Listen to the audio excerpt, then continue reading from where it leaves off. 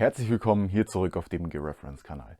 Heute, wie versprochen, das nächste Video zur Multifunktionsweste Einsatz. Und zwar machen wir heute weiter mit dem Hüftteil, beziehungsweise wie es auch immer genannt wird, das Chest-Rig. Ich habe schon das ein oder andere Video über Chest-Rigs der Bundeswehr gemacht. Natürlich da der Fokus primär auf Spezialkräfte, die Kommando-Spezialkräfte und die Kampfschwimmer. Und jetzt haben wir hier das erste Chest-Rig, was es dann quasi so in die reguläre Truppe geschafft hat. Hier primär die Fallschirmjäger, aber was sehr influenzt wurde vom KSK und der Ausrüstung, die dort in den frühen 2000ern genutzt wurden. Das Chest-Rig bietet natürlich neue Möglichkeiten für den Soldaten, hat Vor- und Nachteile im Vergleich zur Kampfmittelweste. Hier natürlich primär erstmal, ich habe den Rücken soweit frei, weil die Taschen primär nur vorne sind. Klar kann das eine Weste auch bieten, aber ich habe hier noch einen leichteren Aufbau. Das Chest-Rig, was wir hier sehen, ist so primär so ein Rifleman, Grenadier Chest-Rig, also für den Gewehrschützen bzw. AG-Schützen, für den Granatwerfer, weil wir hier eine ordentliche Kapazität haben, um 40 mm Granaten mitzunehmen und natürlich einen Haufen Magazintaschen für mein G36, was ich da mitführe.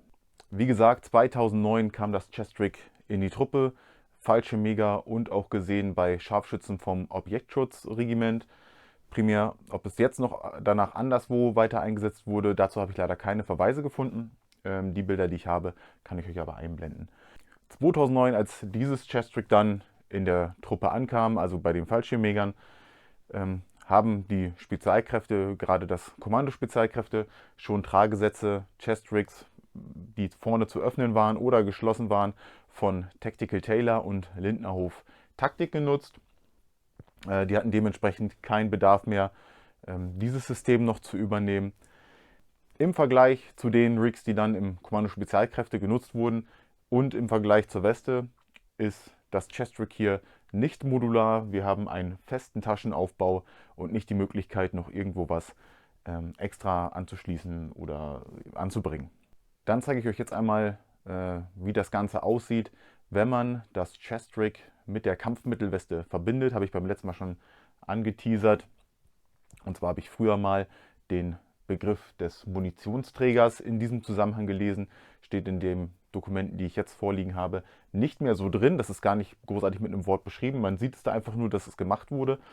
Und so macht es in meinen Augen auch Sinn, dass man vielleicht gesagt hat, okay, das ist denn die Option, um Magazine etc., Kampfmittel mit dem Soldaten zur Versorgung anderer vielleicht nach vorne zu bringen, um deswegen dann die Tragesätze miteinander zu kombinieren. Ich glaube nicht, dass irgendjemand tatsächlich vorhatte, das System so im Kampf zu tragen, weil es einfach nur noch schwerer wird und auch die ganze Munition, glaube ich, im direkten Feuerkampf nicht sonderlich hilfreich ist, gerade wenn es um das Gewicht geht. So, ich habe jetzt einmal den Schultergurt ausgeschlauft, komplett vorne und hinten, und das Chest Rig mit der Kampfmittelweste verbunden. Auf dem Referenzfoto sieht man, dass es hier oben durchgeschlauft ist. Ich habe es jetzt hier auf der anderen Seite einmal hier unten mit eingeschlauft. Ich denke, das kommt ein bisschen auf die persönliche Größe an. Das macht halt nicht wirklich einen Unterschied, wobei das hier oben halt ein bisschen eher runterzieht und hier unten ein bisschen angenehmer liegt, finde ich, der noch frei ist und ich hier noch oben elegant meinen Camelback oder sowas durchschlaufen kann. Wenn man beide D-Ringe benutzt und wieder runter geht, quasi wie bei einem Belt oder sowas, um das straff zu ziehen, das funktioniert hier nicht. Dafür sind die D-Ringe zu weit auseinander, falls einer sagt, ey, das könnte man noch durchmachen und dadurch in sich nochmal befestigen. Das funktioniert aber so nicht. So auf beiden Seiten jetzt eben befestigt, einfach nur um den Unterschied zu zeigen. Und dann hat man hier die volle Kapazität mit der Kampfmittelweste und dem Chest Rig.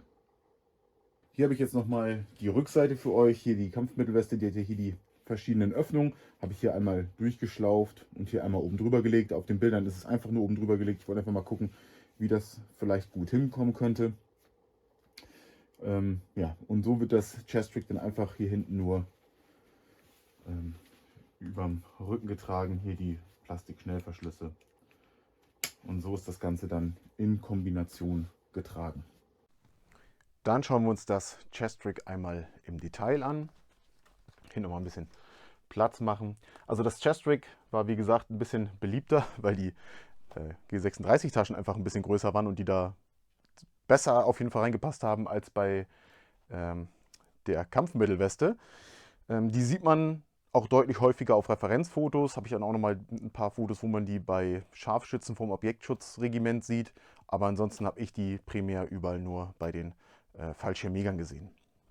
Dann beginnen wir mal mit dem rechten Panel. Hier die Handgranatentasche, auch Klett und der spanische Schnellverschluss. Dann die Doppelmagazintasche, Druckknopf ebenfalls mit Klett. Da haben wir dann hier nochmal 2 Stück und dann hier auch nochmal die Handgranatentasche. Dann hier die 2 Taschen für 40 mm Munition. Ähnlich wie bei der, oder das heißt ähnlich genauso wie bei der Zubehörtasche, die es nochmal für die Weste gibt, passen jeweils immer 6 Stück rein. Und dann haben wir hier hinten nochmal eine zusätzliche Doppel G36 Magazintasche.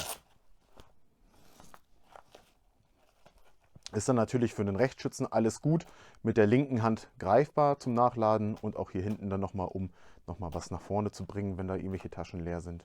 Genau. Nehmen wir mal schnell die andere Seite. Hier ist dann der einzige Unterschied, dass wir hier nicht noch 40 mm und noch eine Doppel G36 Magazintasche haben, sondern einfach nur noch eine Zubehörtasche. Auch wieder hier mit dem Staubschutz und dem Zurband drin. Genau, dann machen wir erstmal schnell die Schultergurte. Schultergurt ist hier auch wieder das Stück Gurtband mit dem Plastikschnellverschluss, wo man quasi dann so einen Heckler&Koch-Haken einfädeln kann und das Ganze dann als One-Point-Sling, also Trageriemen für die Waffe benutzen kann. Und den kann man dann auch an den Haken an der Weste anbringen. Dann hier noch 2 Gummibänder für Kabelführung, Camelback etc. hatten wir schon bei sämtlichen anderen Westen. Ja, auf der anderen Seite identisch, nur dass hier der Plastik-Schnellverschluss fehlt für den Trageriemen. Hier vorne können wir die Größe einstellen. Hier in der Mitte die beiden Plastikschnellverschlüsse zum Öffnen. Und hier im Inneren haben wir auch wieder eine kleine Tasche, aber diesmal ohne irgendwas, sondern einfach nur für Dokumente etc., aber kein Holster oder sowas. Andere Seite auch identisch. Kein integriertes Holster oder so, einfach nur eine Art Kartenfach.